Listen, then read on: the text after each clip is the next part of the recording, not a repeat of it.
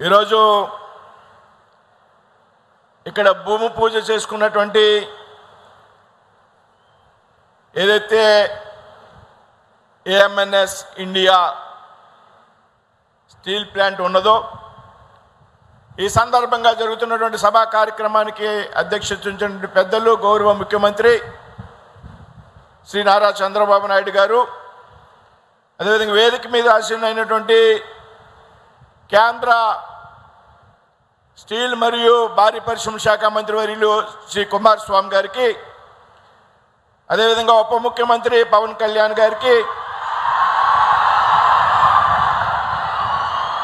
నారా లోకేష్ గారికి, అదేవిధంగా ఆదిత్య మిట్టల్ గారికి, లక్ష్మీ నివాస్ మిట్టల్ గారికి,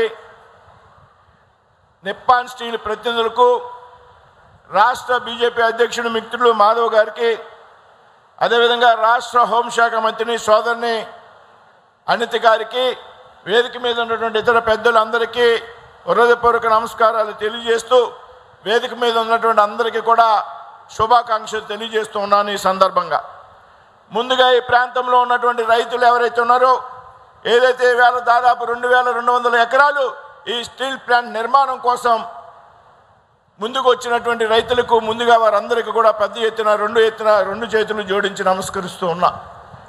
ఆనాడు విశాఖపట్నంలో స్టీల్ ప్లాంట్ ఏర్పాటైన ఆ తర్వాత కాలంలో అమరావతిలో ముఖ్యమంత్రి చంద్రబాబు నాయుడు గారి చొరవ కారణంగా రైతులు చేసినటువంటి త్యాగాల ఫలితంగా ఇవాళ ఒక అద్భుతమైనటువంటి రాజధానిని అక్కడ నిర్మించుకునేటువంటి పరిస్థితి, అదేవిధంగా ఇక్కడ నక్కపల్లిలో కానీ రాజయ్యపేటలో కానీ ఈ ప్రాంతంలో ఉన్నటువంటి రైతుల యొక్క త్యాగాల ఫలితంగా మాత్రమే ఈవేళ ఇక్కడ ఈ భూమి పూజ ఇంత పెద్ద ఎత్తున నిర్వహించుకుంటున్నాం అనేటువంటి విషయాన్ని ఈ సందర్భంగా మీ అందరికీ కూడా గుర్తు చేస్తున్నాను. మిత్రులారా, ఈరోజు ఆంధ్రప్రదేశ్ యొక్క పారిశ్రామిక అభివృద్ధిలో ఒక చారిత్రాత్మకమైనటువంటి ఘట్టం. ఆంధ్రప్రదేశ్ యొక్క పారిశ్రామిక ప్రగతిలోనే కాదు, దేశంలో ఉక్కు రంగంలో ఒక అత్యంత కీలకమైనటువంటి ఘట్టానికి ఈవేళ ఈ నక్కపల్లి ప్రాంతంలో శ్రీకారం చుట్టడం జరిగింది అనేటువంటి విషయాన్ని నేను ఈ సందర్భంగా ప్రస్తావిస్తూ ఉన్నా. ఈవేళ ఇక్కడ వేసినటువంటి పునాది ఏదైతే ఉందో స్టీల్ ప్లాంట్కి, ఇది కేవలం ఒక స్టీల్ పరిశ్రమకు సంబంధించినటువంటి పునాది మాత్రమే కాదు, ఏదైతే ప్రధానమంత్రి నరేంద్ర మోడీ గారు లక్ష్యం ఉన్నదో వికసిత్ భారత్, అందులో భాగంగా ముఖ్యమంత్రి చంద్రబాబు నాయుడు గారు, ఉప ముఖ్యమంత్రి పవన్ కళ్యాణ్ గారి నేతృత్వంలో వికసిత్ ఆంధ్రప్రదేశ్కి వేళ ఇక్కడ పునాది వేయడం ద్వారా వికసిత్ భారత లక్ష్యాన్ని చేరుకుంటామనేటువంటి విషయాన్ని సందర్భంగా నేను అందరికీ కూడా గుర్తు చేస్తున్నాను. మిత్రులారా, ఈ రోజున ఇవాళ ఇంత పెద్ద ఎత్తున ఇక్కడ భూమి పూజ కార్యక్రమం చేసుకుంటున్నామంటే ముందుగా ఇందాక సోదరి అనిత గారు చెప్పడం జరిగింది. అయితే నేను కూడా చెప్పవలసినటువంటి అవసరం ఉంది. దీని వెనుకున్నటువంటి వ్యక్తి, అన్ని తానే నడిపించినటువంటి వ్యక్తి యువ నాయకుడు రాష్ట్ర మంత్రి నారా లోకేష్ గారని చెప్పక తప్పదు. ఈ సందర్భంగా ఎప్పుడో 2019లో ఆదిత్య మిట్టల్ గారిని కలిసినటువంటి సందర్భంలో ఆదిత్య మిట్టల్ గారి గ్రూపుకి భారతదేశంలో ఒక ప్రాంతంలో స్టీల్ పరిశ్రమ స్థాపించాలనేటువంటి ఆలోచన ఉన్నదని తెలుసుకుని ఆంధ్రప్రదేశ్లో పెట్టాలని ఆయన కోరడం జరిగింది. అప్పటికే ఆదిత్య మిట్టల్ గారు మేము వేరొక రాష్ట్రంలో వేరొక ప్రాంతంలో పెట్టడానికి నిర్ణయం తీసుకున్నామని లోకేష్ గారికి చెప్పడం, అయితే భవిష్యత్తులో ఎప్పుడైనా సరే ఆంధ్రప్రదేశ్ రావాలి అని ఈయన మిట్టల్ గారికి చెప్పడం, దాని ఫలితంగా ఇవాళ ఇక్కడ ఈ స్టీల్ ప్లాంట్ ప్రారంభం అవుతా ఉందనేటువంటి విషయాన్ని చెప్తా ఉన్నా. ఏదైతే మిట్టల్ గారు పెట్టాలనుకున్నారో వేరొక రాష్ట్రంలో, ఆ రాష్ట్రంలో స్టీల్ పరిశ్రమ ప్రారంభించబడలేదు, అక్కడ పనులు ప్రారంభించబడలేదని తెలుసుకున్నటువంటి యువ నాయకుడు నారా లోకేష్ గారు రాష్ట్రంలో అధికారంలోకి వచ్చిన వెంటనే ఆదిత్య మిట్టల్ గారిని, లక్ష్మీ నివాస్ మిట్టల్ గారిని సంప్రదించి మేము భరోసా ఇస్తున్నాం, మా రాష్ట్రంలో స్టీల్ పరిశ్రమను మీరు స్థాపించాలనేటువంటి ఒక భరోసా కారణంగా మాత్రమే ఇవాళ ఈ నక్కపల్లి ప్రాంతంలో ఈ ఫ్యాక్టరీ స్టీల్ ప్లాంట్ నెలకొల్పబడుతుంది అనేటువంటి విషయాన్ని సభాముఖంగా తెలియజేస్తూ ఉన్నా. మీ అందరికీ తెలుసు మిత్రులారా, గత 5 సంవత్సరాల కాలంలో రాష్ట్రంలో ఉన్నటువంటి పరిశ్రమలు అనేక రాష్ట్రాలకు తరలి వెళ్ళిపోయినటువంటి పరిస్థితి. పరిశ్రమలు స్థాపించేటువంటి వ్యక్తులకు, సంస్థలకు భద్రత లేనటువంటి పరిస్థితి. అటువంటి పరిస్థితి నుండి గత ఎన్నికల్లో మీరు ఇచ్చినటువంటి అతి పెద్ద తీర్పు కారణంగా ఈవేళ ప్రపంచంలోనే అతి పెద్ద దిగ్గజాలైనటువంటి మిట్టల్ లాంటి సంస్థలు, నిప్పాల్ లాంటి సంస్థలు ఈవేళ ఆంధ్రప్రదేశ్లో పరిశ్రమలు నెలకొల్పడానికి ముందుకు వస్తున్నాయనేటువంటి విషయాన్ని ఈ సందర్భంగా మీరంతా కూడా గమనించాలి మిత్రులారా. ఈవేళ ఇటువంటి పరిశ్రమలు ఈ ప్రాంతంలో నెలకొల్పడం ద్వారా దాదాపు 1,00,000 మందికి మొదటి ఫేజ్లోనే కూడా ఉపాధి లభించేటువంటి అవకాశం ఉంది. అనేక ఎంఎస్ఎంఈ పరిశ్రమలు స్థాపించడం ద్వారా ఈ ప్రాంతంలో పెద్ద ఎత్తున నిరుద్యోగ యువతకి ఉపాధి కలిగేటువంటి అవకాశం ఉందనేటువంటి విషయాన్ని మీరంతా కూడా సహకరించాలి ఈ సందర్భంగా అనేటువంటి విషయాన్ని మీ అందరికీ విజ్ఞప్తి చేస్తున్నాను మిత్రులారా.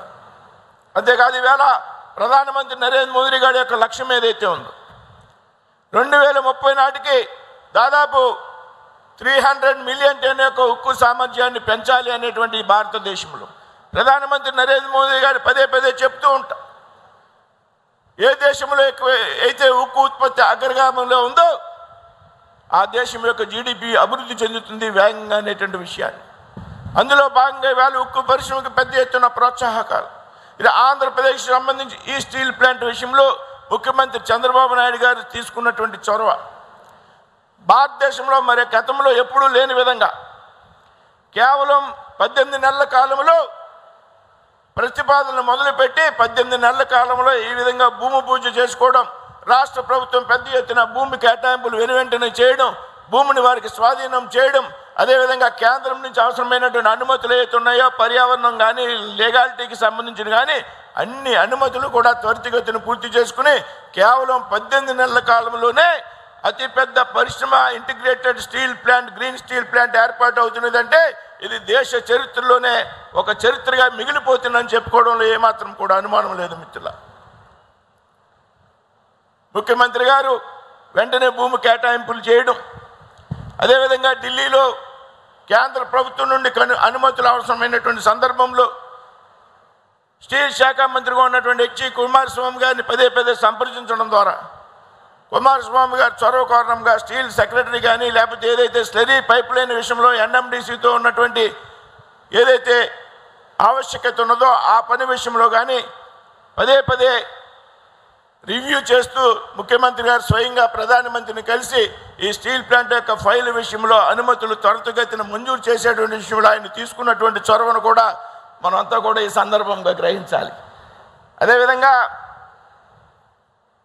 ఇవాళ ఈ రాజయ్యపేటలో తయారయ్యేటువంటి ప్రతి ఒక్క టన్ను స్టీల్ ఉత్పత్తి కూడా ఈ భారతదేశపు ఆర్థిక ప్రగతికి ఏదైతే ఆంధ్రప్రదేశ్ యొక్క ఆర్థిక ప్రగతికి మైలురాయిలుగా నిలుస్తాయనేటువంటి ఏ రకమైన సందేహం లేదు మిత్రులారా. మరి ఈ విధంగా పెద్ద ఎత్తున అత్యంత త్వరితగతిన ఇంత పెద్ద స్టీల్ ప్లాంట్ ఈ ప్రాంతంలో వస్తున్నందుకు మీ అందరికీ కూడా శుభాకాంక్షలు. అదే సందర్భంగా హోంమంత్రిగా ఉన్న సోదరి అనిత గారు అనేక సందర్భాల్లో ఈ స్టీల్ ప్లాంట్కి అవసరమైనటువంటి అనేక పనుల విషయంలో ముందుండి నడిపించడం ఆమెను కూడా అభినందిస్తున్నా. ఈ సందర్భంగా లక్ష్మీ నివాస్ మిట్టల్జీని, ఆదిత్య మిట్టల్ గారిని కూడా అభినందిస్తా. శ్రీ లక్ష్మీ నివాస్ మిట్టల్జీ అండ్ ఆదిత్య మిట్టల్జీ, thank you for your immense trust in our state of Andhra Pradesh. The scale of what we are building here at Nakapalli goes beyond numbers and statistics. The people of Andhra Pradesh will be forever grateful for the industrial ecosystem and the thousands of opportunities you are bringing to state. I also want to extend my best wishes to Sri Dilip Oman and Sri K.A. Chaudhary Garu and his dedicated team at ANMS a great success in the execution of this project.